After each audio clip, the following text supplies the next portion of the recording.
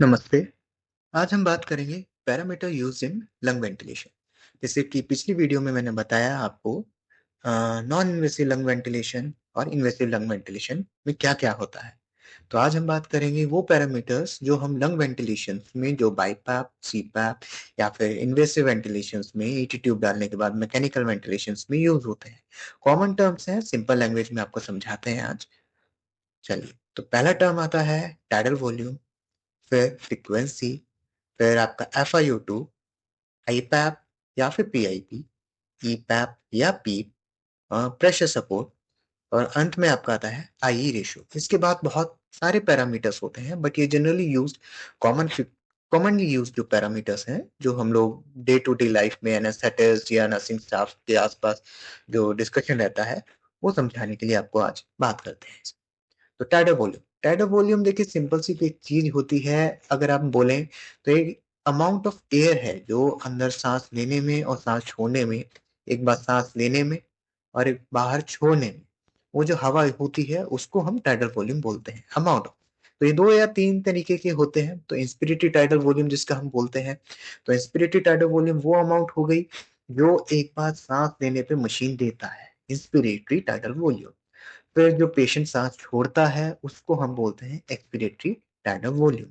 ठीक है, तो इससे हमें क्या पता लगता है कि मशीन ने कितना टाइडल वॉल्यूम दिया और पेशेंट से कितना टाइडल वॉल्यूम बाहर आया। तो मशीन दोनों चीज कैलकुलेट कर देती है।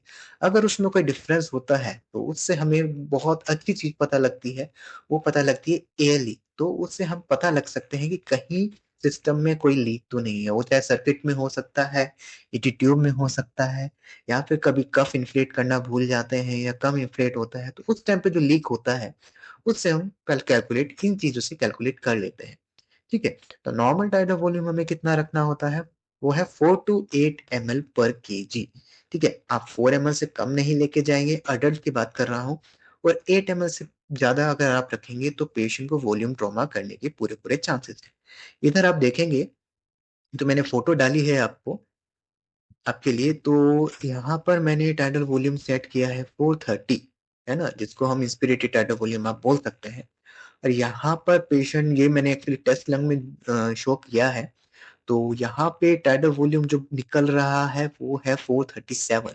तो आप देख सकते हैं ये ITVI बोल सकते हैं इंस्पिरेटरी, और TVE एक्सपिरेटरी जो उसने छोड़ा है। तो अगर मान लीजिए यहाँ टाइडल वॉल्यूम आपने 430 दे रहे हैं और यहाँ पर वो जनरेट कर रहा है या पेशेंट जो छोड़ रहा है वो है 200 ml या 300 ml, तो आप समझ सकते हैं कहीं ना कहीं एयर लीक कर रही है, कहीं ना कहीं सर्किट में लीकेज है। ठीक है, तो या फिर वो लीक कर रहा है या फिर टाइडल वॉल्यूम उतना जनरेट नहीं कर पा रहे हैं। उसके अलग बहुत सारे रीजंस हैं। ठीक है, अब इसमें थोड़ा सा ज्यादा दिखा रहा है, हो सकता है एयर ट्रैपिंग पहले से ही पड़ी हो। ठीक है, वो भी अलग फैक्टर्स में इन्वॉल्व हो जाता है। तो आप देख सकते हैं टाइडल वॉल्यूम एंड टीवीई, तो ये है मिनरे का वेंटिलेटर है, इसमें आप देख सकते हैं दोनों चीजें स्क्रीन पे दिखा दो। अब बात करते हैं फ्रीक्वेंसी की। तो फ्रीक्वेंसी क्या होता है, जिसको हम आल्सो जो बोलते हैं वो बोलते हैं rate of respiration, respiratory rate या फिर breath per minute. Symbol F या RR वेंटिलेटर पे शो करता है। एक्चुअली डेफिनेशन क्या है, it's the number of breath given in a minute. एक मिनट में हम कितना ब्रेथ देते हैं। नॉर्मल आदमी जो सांस लेता है वो 16 मिनट्स, 16 ब्रेथ पर मिनट के आसपास लेता है। तो हम नॉर्मल वैल्यू सेट करते हैं 12 से 18 तक। तो हम 12 से कम नहीं लेके जाते जब तक जरूरत नहीं पड़ती, और 18 से ऊपर लेके नहीं जाते हैं। नॉर्मली अगर कोई पेशेंट इंटुबेटेड है, पोस्ट ऑप है या न्यूरो का कोई पेशेंट है, अनटिल अनलेस हमें जरूरत है हम 18 से ऊपर नहीं लेके जाते। हमें बेसिकली मिनट वॉल्यूम मेंटेन करना पड़ता है। उसके बाद हम बात करते हैं, यहाँ पे आप देखिए फोटो में आप देख सकते हैं मैंने फ्रीक्वेंसी सेट की है 16, इसकी रेट अब BPM ब्रेथ पर मिनट, और यहाँ पे भी 16 दिखा रहा है। तो आप देख सकते हैं मैंने 16 सेट करी है। और वेंटिलेटर अगर आप देखें पेशेंट पूरा नॉकआउट सिस्टम में है। ठीक है, पूरा नॉकआउट है, हमने मसल रिलैक्सेंट दिया हुआ है, तो जितना हमने यहाँ पे डिलीवरी दे रहे हैं उतना ही वेंटिलेटर डिलीवर कर रहा है। अब अगर पेशेंट का खुद का ब्रेथ है, मान लो पेशेंट सेडेशन से बाहर आ रहा है, मसल रिलैक्सेशन से बाहर आ रहा है या खुद का एफर्ट है, तो यहाँ पर एफ टोटल आपको ज्यादा दिखाने लगेगा। देखिए BPM है तो एफ टोटल बहुत ज़्यादा होगा, जितना भी आपने सेट किया है उससे ज़्यादा होगा। कम नहीं दिखाता है, इतना तो वो वेंटिलेटर देगा ही देगा, इससे ज़्यादा दिखा रहा है तो इसका मतलब पेशेंट का खुद का रेस्पिरेटरी एफर्ट है। तो आप इसे पता कर सकते हैं कि पेशेंट का खुद का स्पॉन्टेनियस चल रहा है। कुछ वेंटिलेटर्स हैं वो स्पॉन्टेनियस एफ टोटल भी दिखा देते हैं या स्पॉन्टेनियस ब्रेथ भी शो कर देते हैं। अब बात करते हैं एफआईओ2 की। एफआईओ2 क्या चीज होती है? आपने बहुत बार सुना होगा आईसीयू में एफआईओ2 बढ़ा दो, सैचुरेशन डाउन है, एफआईओ2 इंक्रीज कर दो। तो एफआईओ2 बेसिकली चीज क्या होती है? इसको बोलते हैं फ्रैक्शन ऑफ इंस्पायर्ड ऑक्सीजन। ठीक है, तो नॉर्मल हमारे एटमॉस्फेयर में ऑक्सीजन होती है कुल 21%। ठीक है, और हमारा वेंटिलेटर दे सकता है 25 से 100% ऑक्सीजन। तो बेसिकली कितना परसेंट ऑफ ऑक्सीजन हम पेशेंट को दे रहे हैं उस टाइडल वॉल्यूम के साथ, कितना परसेंटेज, उसको हम बोलते हैं FiO2। ये सैचुरेशन बढ़ाने के काम आता है, बॉडी में ऑक्सीजन बढ़ाने के काम आता है। जितना परसेंटेज ऑक्सीजन ज्यादा ऑक्सीजन जाएगी बॉडी में, उतना ज्यादा डिसॉल्व होगी, उतना ज्यादा SpO2 इंक्रीज होगा। ठीक है, तो मेन बात आती है आपकी FiO2 की। वेंटिलेटर 25 to 100% दे देता है। अगर आपको FiO2 कम रखना है, ऐसा नहीं है कि हर कंडीशन में आपको FiO2 100% ही रखना होता है। हम वीन ऑफ करते हैं या नॉर्मली लॉन्ग टाइम तक रहता है तो हम FiO2 मेंटेन करके रखते हैं कि SpO2 लेवल हमारा 92 या 94% से ऊपर का मेंटेन रहे। तो अगर हमें FiO2 कम करना है, 60% लेके जाना है, तो उसके लिए वेंटिलेटर को एयर सप्लाई देनी पड़ेगी या फिर वेंटिलेटर का कंप्रेसर ऑन करना पड़ेगा, जिसमें कुछ वेंटिलेटर्स में इनबिल्ट कंप्रेसर आता है, कुछ में एक्सटर्नल कंप्रेसर आता है। अगर आपने एक्सटर्नल कंप्रेसर ऑन नहीं किया तो वेंटिलेटर ऑटोमेटिकली 100% FiO2 देता रहेगा। तो इसलिए कंप्रेसर बहुत इंपॉर्टेंट है चलाने के लिए, या फिर एयर सप्लाई, तभी आप FiO2 कम कर पाएंगे, या फिर उसमें इंटरनल कंप्रेसर हो। तो अगर आप देखें, हाँ, तो ये आप फोटो देखेंगे, यहाँ पे मैंने ऑक्सीजन 100% सेट किया हुआ है FiO2। ये 100% FiO2 डिलीवर कर रहा है। अब मैं अगर यहाँ पे 60% कर देता हूँ यहाँ पर FiO2, तो यहाँ पे भी 60% दिखाना चाहिए। अगर ये 60% से आपने यहाँ पे 60% सेट किया है और यहाँ पे 30% या 25% या 21% दिखा रहा है, तो इसका मतलब वेंटिलेटर को ऑक्सीजन की सप्लाई नहीं मिल रही है, वो सिर्फ एयर फेंक रहा है। ठीक है, या फिर ऑक्सीजन की का प्रेशर डाउन हो रहा है। यूजली वो अलार्म दे देता है यहाँ पर, लेकिन अगर यहाँ पर आपने डिसाइड नहीं किया, आपने नोटिस नहीं किया, तो FiO2 आप यहाँ जितना भी सेट कर रहे हैं और उससे ज्यादा अगर आपको FiO2 मिल रहा है, सॉरी उससे कम मिल रहा है, तो इसका मतलब ऑक्सीजन की सप्लाई पूरी नहीं है। अगर आपने यहाँ 60% ऑक्सीजन सेट किया, यहाँ पे FiO2 100% ऑक्सीजन बढ़ गई दिखा रहा है, तो इसका मतलब एयर सप्लाई ऑन नहीं है या फिर कंप्रेसर ऑन नहीं है। मेरी बात समझिए, अगर यहाँ पे आपने FiO2 60% लिख रखा है, सेट किया है, तो यहाँ पे FiO2 100% दिखा रहा है, इसका मतलब ऑक्सीजन अब वेंटिलेटर अभी भी 100% ऑक्सीजन दे रहा है, एयर सप्लाई या कंप्रेसर ऑन नहीं है। तो ये बात आपको समझ में आनी चाहिए कि ये पैरामीटर आपको वेंटिलेटर की स्क्रीन पे नोट करना है। अब बात आती है आईपैप या पीआईपी। आईपैप कुछ नहीं है, पहली वीडियो में भी आपको समझाया था, इंस्पिरेटरी पॉजिटिव एयरवे प्रेशर या पीक इंस्पिरेटरी प्रेशर, पीआईपी। तो इस क्या होता है कि कितने प्रेशर से मशीन पेशेंट को हवा दे रही है ना, कितना प्रेशर दे रही है, उस हिसाब से करते हैं। तो बेसिकली ये सेट होता है वेंटिलेटर्स में, अगर हम वॉल्यूम कंट्रोल में डाल के रखें तो ये सेट होता है 35 to 40 सेंटीमीटर। एक डिफॉल्ट सेटिंग होती है वेंटिलेटर में, वो इससे ऊपर का प्रेशर जनरेट नहीं करता अनटिल अनलेस हम उसको चेंज करें। तो डिफॉल्ट सेटिंग में 35 to 50 40 सेंटीमीटर ऑफ वाटर पे वो रखता है प्रेशर, इससे ऊपर नहीं जाने देता। अगर इससे ऊपर जाता है तो पेशेंट को बैरोट्रॉमा होने के पूरे पूरे चांसेस हैं। तो हम कोशिश करते हैं कि पीआईपी यूजली 35 सेंटीमीटर से कम होना चाहिए। अगर वो उससे ऊपर जा रहा है तो एक रेड साइन है, इसका मतलब कहीं ना कहीं पेशेंट ऑब्स्ट्रक्ट हो रहा है, उसका एयरवे ऑब्स्ट्रक्ट हो रहा है, चाहे वो सर्किट में हो, चाहे ईटी ट्यूब में हो, या उसने ईटी ट्यूब बाइट कर रखी है। तो वो सब आपको नोट करना है। तो इधर आप देख सकते हैं, मैंने ये वेंटिलेटर अभी आप देखेंगे तो इधर हमने सेट किया है, तो यहाँ पे पी पीक लेके जा रहा है 24, और ये वॉल्यूम कंट्रोल पे है, तो वॉल्यूम एसएमवी मोड पे। वहीं मैंने इसको प्रेशर कंट्रोल पे जब चेंज किया तो पी पीक कम होके 19 आ गया।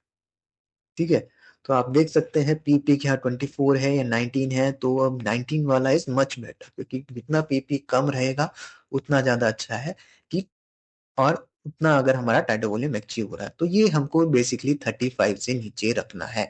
यहाँ पी पीक जो है आपका, ये 35 से नीचे रखना है। अब बात करते हैं आपकी ई पैप या पीक की। ई पैप क्या होता है? एक्सपीरियटरी पॉजिटिव एयर प्रेशर या पॉजिटिव एंड एक्सपीरियटरी प्रेशर। एक सिंपल टर्म में बोला बताओ आपको, तो ये इतना प्रेशर, मिनिमम प्रेशर चाहिए होता है कि एल्विलाई में आपके खुले रहें, है ना, वो कोलैप्स ना करें। तो थोड़ा बहुत अमाउंट ऑफ प्रेशर जो है वो वेंटिलेटर दे के रखता है ताकि एल्विलाई खुले रखें, तो वो हम जनरली सेट करके रखते हैं, तो उसको हम पीप बोलते हैं, पॉजिटिव एंड एक्सपीरियटरी प्रेशर। ये एक्सपिरेशन के बाद में कितना मिनिमम प्रेशर दे के रखना है ताकि एल्विलाई खुले रहें, ताकि नेक्स्ट इंस्पिरेटरी साइकिल में उसको और हेल्प मिले एल्वुलाई को खुलने के लिए। तो बेसिकली इसका काम होता है ऑक्सीजनेशन इंप्रूव करने के लिए। नॉर्मल वैल्यू अगर मैं बताऊं आपको, तो 1 सेंटीमीटर ऑफ वाटर पर 10 केजी बॉडी वेट, यानी 50 किलो के आदमी में हमें बेसिकली 5 सेंटीमीटर का पीप हमें रखना चाहिए। ठीक है, तो इससे क्या होता है, एसपीओ2 और ऑक्सीजनेशन बढ़ जाता है। मान लीजिए अगर पेशेंट का एसपीओ2 कम है, आपने एफआईओ2 100% रखा है, फिर भी इंप्रूव नहीं हो रहा ऑक्सीजनेशन एसपीओ2, तो आप पी बढ़ा सकते हैं बकायदा, वो आपका पीआईपी 35 से कम रहे। तो एक लिमिट तक हम बढ़ा सकते हैं, 8 10 12 तक हम लेके जाते हैं ऑक्सीजनेशन करने के लिए पीप को। तो अगर आप देखेंगे नेक्स्ट स्लाइड में, तो ये आपका मैंने पीप सेट किया है यहाँ पे अराउंड 5, और यहाँ आप देखेंगे ये 5 पे सेट है। तो ये पीप आपको रखना जरूरी है। ये वॉल्यूम कंट्रोल मोड है, ये पीप आपका ऑक्सीजनेशन में एल्वोलाई ओपन करने में हेल्प करता है। फिर अब बात आती है प्रेशर सपोर्ट की। तो प्रेशर सपोर्ट ऐसा कुछ नहीं है। प्रेशर सपोर्ट आप अगर आप कैलकुलेट करें तो जो पहले पढ़ा था आई पैप माइनस पीप या E PAP, I PAP minus P PAP, E PAP, उसको बोलते हैं प्रेशर सपोर्ट। तो बेसिकली प्रेशर क्या होता है? Pressure support is pressure given by machine to achieve the set tidal volume. ठीक है, तो बेसिकली आप लोग ये यूज होता है बाईपैप मोड में या पीसीबी मोड। नॉर्मल वैल्यू वही होगी आपकी 1 सेंटीमीटर ऑफ वाटर पर 10 केजी बॉडी वेट। तो मान लो कि 50 केजी का आदमी है, तो आप उसमें प्रेशर सपोर्ट एटलीस्ट आपको 5 सेंटीमीटर का रखना है मिनिमम। ठीक है, तो pressure support is equal to tidal volume. तो ये क्या होता है, नहीं, तो ये increase pressure support to increase the tidal volume. ठीक है, तो अगर प्रेशर सपोर्ट हमें बढ़ाना है, हमें टाइडल वॉल्यूम बढ़ाना है, तो हमें प्रेशर सपोर्ट बढ़ाना होगा। इसका बेसिकली प्रेशर सपोर्ट का काम क्या होता है? टाइडल वॉल्यूम अचीव करने के लिए। ठीक है, तो हम इसको अगर देखेंगे नेक्स्ट स्लाइड में, हाँ, तो ये आप देखेंगे ये मैंने प्रेशर कंट्रोल पे डाला है। तो यहाँ मैंने प्रेशर सपोर्ट यहाँ पे रखा है, पीक इंस्पिरेटरी आपका डेल्टा पी है, एक्चुअली ये पीक इंस्पिरेटरी नहीं है, ये डेल्टा पी है। डेल्टा पी मतलब प्रेशर सपोर्ट। ओके, तो यहाँ पे मैंने 15 का रखा है, तो ये देखिए हमने 15 का प्रेशर सपोर्ट रखा है, तो मेरा टाइडल वॉल्यूम जनरेट हो रहा है 329, आपको समझेंगे। ठीक है, अब वही मैंने प्रेशर सपोर्ट इसको इंक्रीज करके मैंने इसको बढ़ा दिया है 24, तो प्रेशर सपोर्ट, तो हमारा टाइडल वॉल्यूम इंक्रीज हो गया 747। समझ रहे हैं? ठीक है, और प्लस आपका पी। अब आप देखेंगे क्या होता है, पी यानी पी आई पी, है ना, तो P I P minus P is equal to आपका डेल्टा पी। समझ रहे? तो ये आप समझ सकते हैं कि प्रेशर सपोर्ट क्या हो गया, P I P minus P is equal to आपका ये। तो हमें पी आई पी हमें कम रखना है, लेस देन 30, पी हमें 35 से मेंटेन करके रखना है। आप इसको बढ़ाते रहेंगे तो आपका पी पी बहुत हाई जाता रहेगा, 35 से ऊपर होगा तो बैरोट्रॉमा होने के पूरे पूरे चांसेस है। इधर भी आप देखेंगे तो 20 - 5 ये आपका क्या, 15। ठीक है, तो ये आपका प्रेशर सपोर्ट है। तो आपका प्रेशर सपोर्ट जो मेरा 15 रखा हुआ था, तो टाइडल वॉल्यूम जनरेट हो रहा था 329, वही मैंने बढ़ा के जब इसको 24 कर दिया, तो प्रेशर देखिएगा, टाइडल वॉल्यूम एक्चुअली मुझे मालूम 700-800 ml का रखना है, बहुत हैवी पेशेंट है, तो मुझे टाइडल वॉल्यूम बढ़ाना है, तो मैं प्रेशर सपोर्ट मैंने बढ़ा दिया। सेम थिंग आपके बाईपैक में होगी, बकायदा आपको बस ये पी पीक आपको 35 से कम रखना है। अभी बात आते हैं आईई रेशो। तो आईई रेशो क्या होता है, इंस्पिरेटरी टू एक्सपिरेटरी रेशो। तो क्या होता है, ये कुछ नहीं है, रेशो होता है इंस्पिरेशन टाइम का और एक्सपिरेशन टाइम का एक रेस्पिरेटरी साइकिल में, ठीक है। तो सांस लेना सांस छोड़ना, ये एक पूरा सांस लेना एक पूरा सांस छोड़ना, ये एक रेस्पिरेटरी साइकिल है। इसमें इंस्पिरेशन और एक्सपिरेशन फेज होते हैं। तो इंस्पिरेशन का टाइम और एक्सपिरेशन का टाइम, इन दोनों का जो रेशियो होता है उसको हम आई रेशियो देते हैं। नॉर्मल आदमी में 1:2 या वेंटिलेटर में हम 1:2 रखते हैं। अब आप ऐसे समझेंगे, देखिए, अगर रेस्पिरेटरी साइकिल 3 सेकंड का है, एक रेस्पिरेटरी साइकिल, तो उसमें 1 सेकंड इंस्पिरेशन फेज होगा और 2 सेकंड एक्सपिरेशन फेज होगा, ठीक है। ही इसी तरह से अगर रेस्पिरेटरी साइकिल आपका 6 सेकंड का है, तो 2 सेकंड का आपका इंस्पिरेशन का साइकिल होगा और 4 सेकंड का आपका एक्सपिरेशन, ठीक है। अब एक एग्जांपल देखते हैं। मान लीजिए रेस्पिरेटरी रेट 20 पर मिनट हमने सेट सेट किया है, तो यानी 60 सेकंड में 20 ब्रेथ लेगा। तो एक रेस्पिरेटरी साइकिल हो गया 3 सेकंड का, ठीक है। तो मतलब 3 सेकंड में एक ब्रेथ पूरी हो जाएगी, जिसमें से 1 सेकंड तो इंस्पिरेशन होगा और 2 सेकंड एक्सपिरेशन। उसी तरह से अगर मैंने 15 मिनट का सेट करके रखा है, तो एक रेस्पिरेटरी साइकिल हो जाएगा 4 सेकंड का, तो जिसमें 1 सेकंड इंस्पिरेशन होगा। और अगर मैं आई रेशो 1:3 रखता हूँ, 1 सेकंड इंस्पिरेशन का होगा और 3 सेकंड एक्सपिरेशन का। तो हम आई रेशो इसलिए बढ़ाते हैं या इसलिए कम करते हैं, बेसिकली एक्सपिरेशन फेज इसलिए बढ़ाते हैं ताकि CO2 वॉश हो जाए, ठीक है। तो इसका और कोई रोल नहीं है, इसका ये है कि CO2 वॉश हो जाए। आपने सुना होगा PaCO2 बहुत ज्यादा बढ़ गया है, कार्बन डाइऑक्साइड बढ़ गई है, वॉश आउट करना है, टाइप 2 रेस्पिरेटरी फेलियर में है, तो उसमें हम आई रेशियो चेंज करते हैं। इसमें आप देखिए मैंने 1:2 का रखा है, तो टी इंस्पिरेटरी 1.25 सेकेंड, उसने वेंटिलेटर ने रेस्पिरेटरी साइकिल इसके हिसाब से निकाला, और एक्सपीरेटरी पार्ट हो गया इसका 2.50 सेकेंड। उसी तरह से जब मैंने इसको 1:3 कर दिया, तो 1.94 सेकेंड का इंस्पिरेटरी फेज हो गया और फिर 2.81 सेकेंड का आपका एक्सपिरेटरी फेज हो गया। तो एक्सपिरेटरी फेज जो है आपका बहुत लंबा चला है, तो सांस बहुत ज्यादा निकलेगी, तो CO2 वॉश होने में हेल्प करेगा। तो बेसिकली आपका आई रेशियो इसलिए यूजफुल होता है। अब यहाँ पे आप देखें, ये वॉल्यूम एसएमबी मोड है जो मैंने सेट किया है, इसमें आई रेशो अलग से नहीं होता, इसमें टी इंस्पिरेटरी होता है, टाइम ऑफ इंस्पिरेशन। तो ये आप अगर इसके साथ छेड़खानी करेंगे तो it will give you I ratio, ठीक है, 1:2। तो कुछ इसमें आप देखेंगे पहले फोटोज में, तो 1:2 1:3 में सेट कर सकता हूँ, बट एसआईएमवी मोड में टी इंस्पिरेशन हुआ है, आप इसके छेड़ेंगे तो आपका यहाँ पे आई ई रेशियो दिखा देगा, ठीक है। टी एक्सपिरेटरी T2.5, ठीक है। तो यहाँ से भी आप आई रेशियो चेंज कर सकते हैं अकॉर्डिंगली। अगर आपको वीडियो अच्छी लगी हो तो please like, subscribe and share. Thank you.